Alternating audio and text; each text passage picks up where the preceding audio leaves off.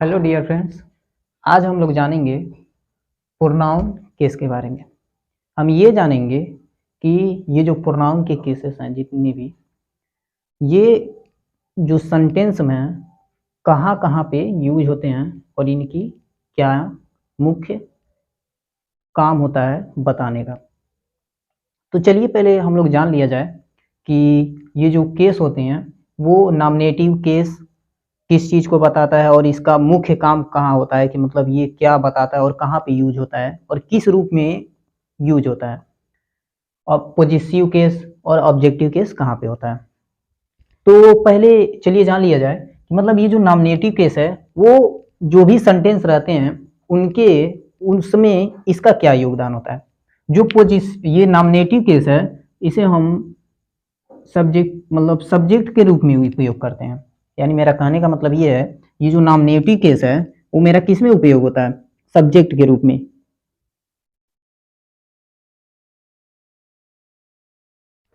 जैसे कि मान लीजिए कोई भी सेंटेंस होता है उसमें से ही see it they I we जो भी होते हैं ये सब नॉमिनेटिव केस होते हैं और ये जो होते हैं मेरा सब्जेक्ट के रूप में काम करते हैं। उसके बाद मेरा आता है उदाहरण के तौर पे, चलिए इसको समझा दीजिए। जैसे मान लीजिए ही इज माई ब्रदर,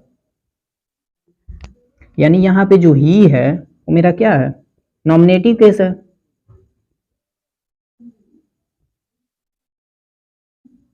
और ये जो नॉमिनेटिव केस है वो किस में रूप किस किस इस जो सेंटेंस में है किसका रूप है, किसके इति में है, फॉर्मेट में, सब्जेक्ट के रूप में।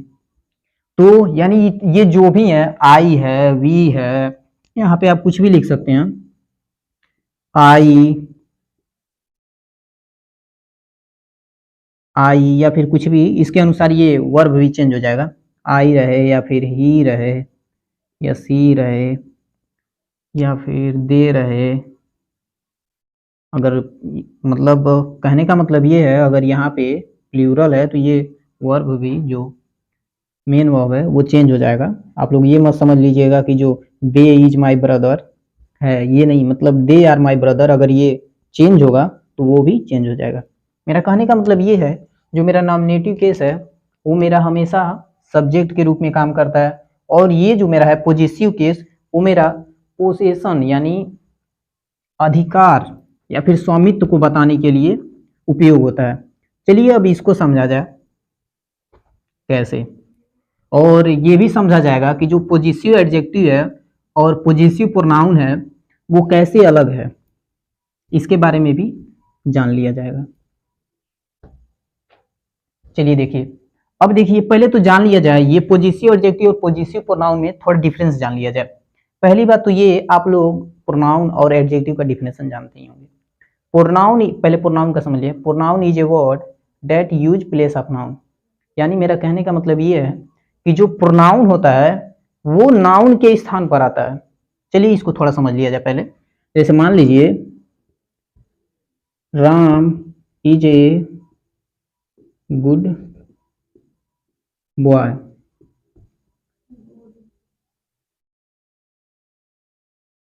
Ram is a good boy, Ram is very intelligent,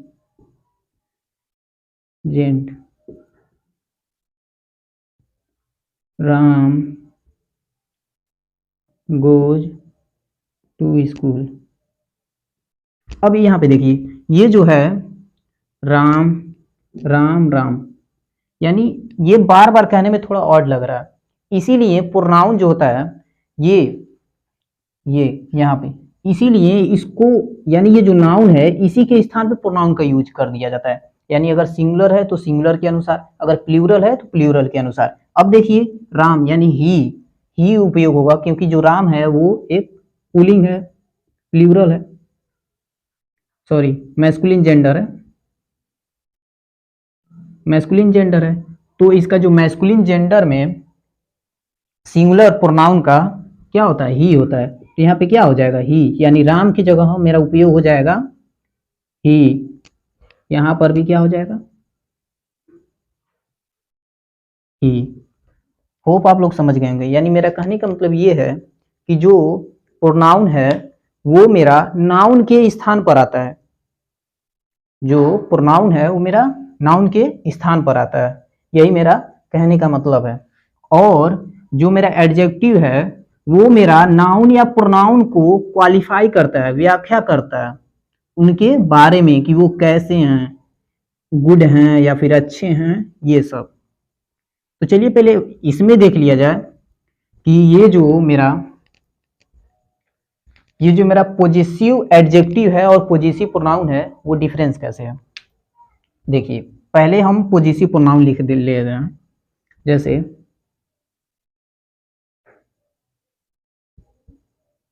this book is mine, ये मेरा हो गया पहला। यहां पे देखिए ये जो माइन है, ये ये जो माइन है वो मेरा क्या बता रहा है, इस सेंटेंस का अधिकार बता रहा है। और ये मेरा क्या है, पोसेसिव प्रोनाउन।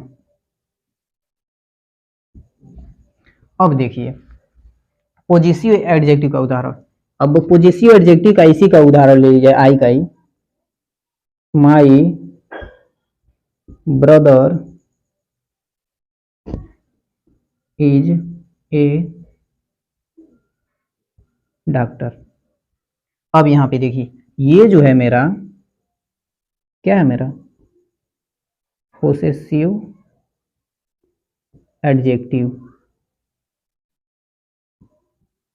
और एक सबसे महत्वपूर्ण बात ये कि ये जो पोजेसिव प्रोनाउन होता है इसके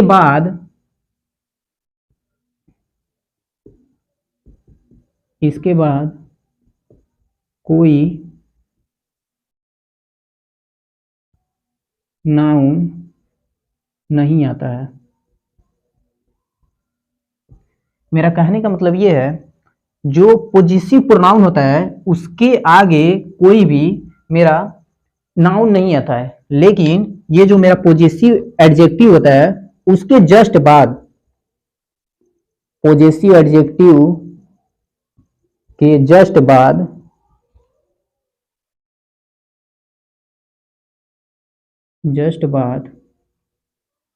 कोई नाउन रहता है। मेरा कहने का मतलब ये है कि जो मेरा पोजेसिव प्रोनाउन है उसके बाद कोई भी नाउन नहीं आता है, लेकिन जो मेरा पोजेसिव एडजेक्टिव है उसके जस्ट बाद, यानी मान लीजिए माई जो है वो पोजेसिव क्या है, मेरा पोजेसिव एडजेक्टिव है, तो इसके जस्ट बाद कोई ना कोई नाउन होगा। अब देख लीजिए, अब यहाँ पे देखिए ये हिज है और ये भी हिज है। इसका उदाहरण लेते हैं क्योंकि इसमें देख लीजिए इसमें बहुत ज़्यादा कन्फ्यूजन हो जाता है क्योंकि ये एकदम सिमिलर हैं। इसको उदाहरण लिया जाए और इसको समझा जाए कि कैसे हम समझ पाएंगे कि ये जो है पोजेसिव एडजेक्टिव है या फिर पोजेसिव प्रोनाउन है।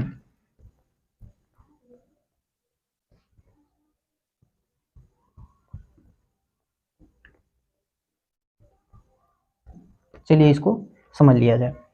अब यहाँ पे देखिए मैं पहले पोजेसिव प्रोनाउन का उदाहरण ले लेता हूँ।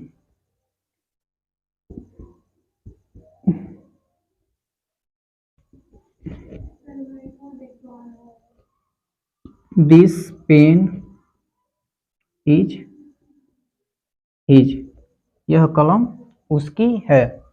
ये मेरा हो किसका उदाहरण हो गया, पोजेसिव प्रोनाउन का।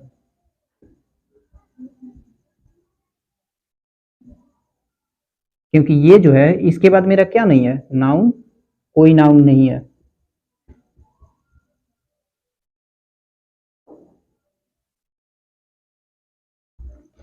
अब चलिए इसी का उदाहरण ले लिया जाए पोजेसिव एडजेक्टिव का।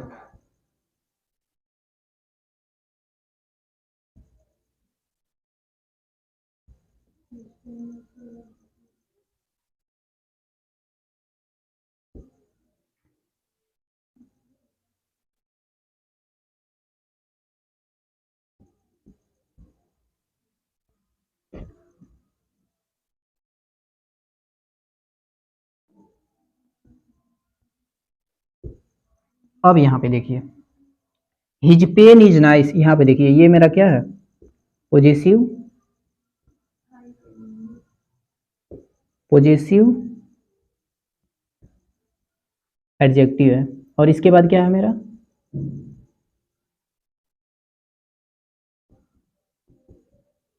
इसके बाद नाउन है। यानी मेरा कहने का मतलब ये है, हर रहे या फिर हर हर्ष, अगर देखिए अगर उसके पहले यानी जो भी सेंटेंसेस हैं, अगर जो भी ये पोजेसिव है, अगर पोजेसिव प्रोनाउन और पोजेसिव एडजेक्टिव में डिफरेंस जानना है तो आप ये समझिएगा कि ये जो है अगर उसके बाद यानी अगर जो प्रोनाउन है उसके बाद अगर कोई नाउन है तो वो मेरा पोजेसिव एडजेक्टिव होगा, और यदि कोई नाउन नहीं है तो मेरा पोजेसिव प्रोनाउन होगा। होप आप लोगों को समझ में आ गया होगा। अब चलिए देखा जाए ये इसको ऑब्जेक्टिव केस को। ऑब्जेक्टिव केस जो होता है मेरा, वो मेरा ऑब्जेक्ट के रूप में काम करता है, यानी कर्म के रूप में।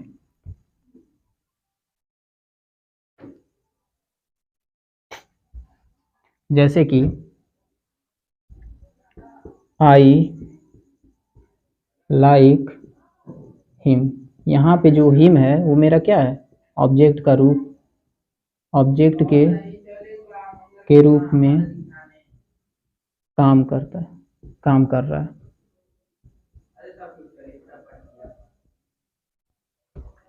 तो ये सब हो गया मेरा केस के बारे में, कि मतलब ये कब किसके फॉर्मेट में यूज होता है।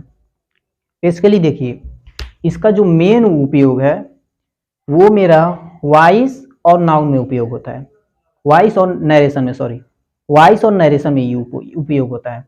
क्योंकि जब आप इसको डीपली जानेंगे, मैं इसके एक अलग वीडियो बना दूंगा इसके बारे में, मैंने ये बस थोड़ा सा बताया है इसके बारे में कि ये होता क्या है, इसका कहाँ कहाँ पे उपयोग होता है, और ये किस जो सेंटेंसेस हैं उसमें कहाँ कहाँ पे इसके महत्व हैं, उनके बारे में। नरेशन और वॉइस के बारे में मैं पूरा अच्छे से बनाऊंगा, ये तब वीडियो ज़्यादा लंबा जाएगा, लगभग 25-30 मिनट का जाएगा। उसके बारे में मैं अलग से वीडियो बना दूंगा कि ये जो है इसको कैसे चेंज किया जाता है, क्या फॉर्मेट होता है, और ये कब कब चेंज होते हैं, इसके बारे में मैं नेक्स्ट वीडियो में बता दूंगा, अगर आप लोग कमेंट के माध्यम से बताते हैं तो। धन्यवाद। थोड़ा यार